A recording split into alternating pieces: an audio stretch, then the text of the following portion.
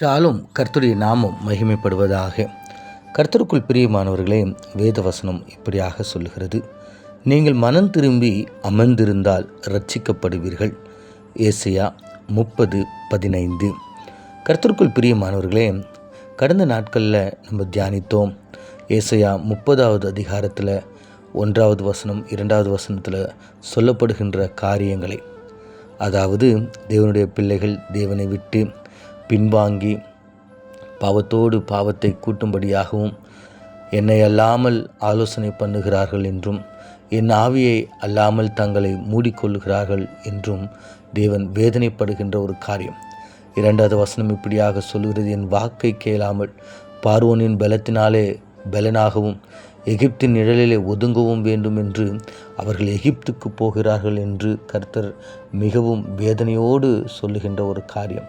3வது வசனத்தில் பார்க்கும்போது, பார்வோனுடைய பலன் உங்களுக்கு வெட்கமாகவும் எகிப்தருடைய நிழல் உங்களுக்கு இலச்சையாகவும் இருக்கும் என்று கர்த்தர் சொல்கிறார்.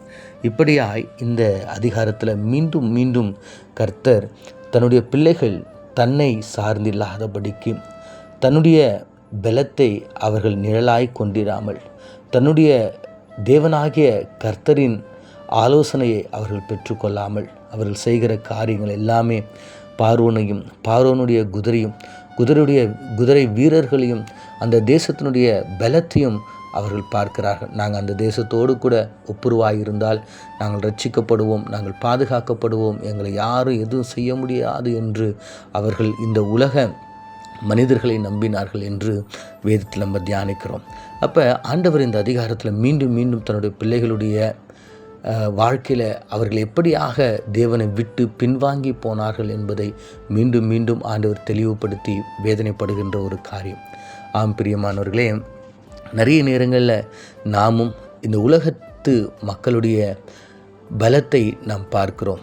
எனக்கு நல்ல பணம் இருக்குது, பொருள் இருக்குது, எனக்கு இவங்க உதவி செய்வாங்க, அவங்க உதவி செய்வாங்க, அவங்க எனக்கு பலனாக இருக்கிறாங்க, அவருடைய ஞானம் எனக்கு இருக்குது, எனக்கு பேங்க் பேலன்ஸு, எனக்கு நிறைய சொத்து இருக்குது, சுகம் இருக்குது, இவங்க எனக்கு எல்லா நேரத்திலும் உதவியாக இருப்பாங்கன்னு சொல்லிட்டு மருத்துவர்கள், போலீஸு, மனிதர்கள், பணம் இருக்கும் மனிதர்கள், நமக்கு உதவி செய்யும் மனிதர்கள், அவர்களை நாம் சார்ந்திருக்கிறோம். இதெல்லாமே தேவனுடைய மனசுக்கு வேதனையாக இருக்குது. உலகத்தையும் உலக பொருளையும் உலகத்தில் காணப்படுகின்றவர்களையும் நாம் சார்ந்து கொண்டிருப்போமானால் அது தேவனை வேதனைப்படுத்துகிற ஒரு காரியமாக இருக்கிறது. கர்த்தருக்குள் பிரியமானவர்களே, ஆண்டவர் இன்றைக்கு சொல்லுகின்ற ஒரு வார்த்தை, நீங்கள் இப்பொழுது மனம் திரும்புங்கள், நீங்கள் மனம் திரும்பி அமர்ந்திருந்தால் ரட்சிக்கப்படுவீர்கள் என்று கர்த்தர் சொல்கிறார்.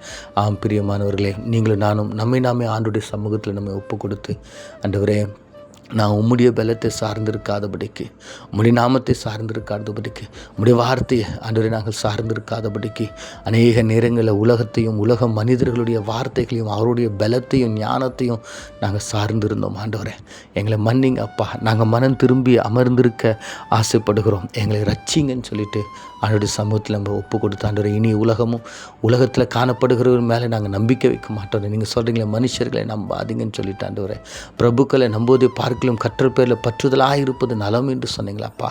அப்படியாக ஆண்டவரே, நாங்கள் ஆண்டவரை உங்கள் பேரில் பற்றுதலாக இருக்க விரும்புகிறோம், எங்களுக்கு உதவி செய்யுங்கன்னு சொல்லிட்டு நம்ம கண்களை மூடி நாம் ஜெபிப்போம். எங்களை அதிகமாய் நேசிக்கிற எங்கள் பரலோக தகப்பனே, நாங்கள் வாசித்து தியானித்த இந்த வேத வசனத்தின் பிரகாரம் ஆண்டவரே, எந்த சூழ்நிலையிலும் ஆண்டவரே, நாங்கள் உலகத்தையும் உலகத்தில் காணப்படுகின்ற ஆண்டவரே மனிதர்களையும் மனிதருடைய பலத்தையும் ஞானத்தையும் சார்ந்தில்லாமல் ஆண்டவரே, உன்னதமான தேவன் ஆண்டவரே, உண்மையே நாங்கள் சார்ந்திருந்து ஆண்டவர் ரட்சிக்கப்பட எங்களுக்கு உதவி செய்யும்படியாய் இயேசுவின் மூலம் ஜெபிக்கிறோம் நல்ல பிதாவே, ஆமீன்.